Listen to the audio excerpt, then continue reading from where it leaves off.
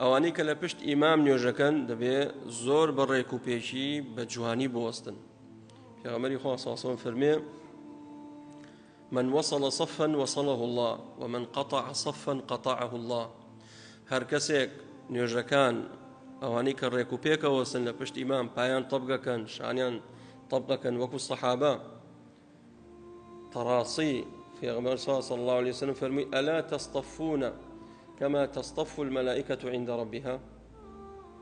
ئەوە بۆ نوێژەکانتان ڕێک ناکەن وەکو چۆن فریشتەکان لای خوای گەورە بەڕیزەوەستن. إن الله يحب الذين يقاتلون في سبيله صفا.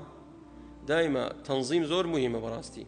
فريشتكان وجاء ربك والملك صفا صفا. أوان صف يعني هي أوستن زور جاء إمام سيرقا يشي لولا 50 سانتيم بيني أو قال تنيدتكم وقام إزعاج بم تخود مخالفة سنة تذكردوها أو جوليتو كأجوليتو شان الطبقة كي بات طبقة كي همي أجربوتو همي أوانا أجرب بويا هركسي توصيلي بكات من وصل صفا وصله الله خوي يقول رحمتي خوي بيجينيت وهركسي كش قطعي صفا كان بكا قطعه الله خوي يقول رحمتي خوي لي بشريت بويا هولدا إن شاء الله نيوجا كانتان أتايبت صفية كم زورا لصفية كم خيري زياتنا ونيوجا كان بها ريك به فرمي ويكملون الأول فالأول ويبي غمري خاصة فرمو أتموا صف الأول فالأول صفي كم توابو أو جاء صفي دوم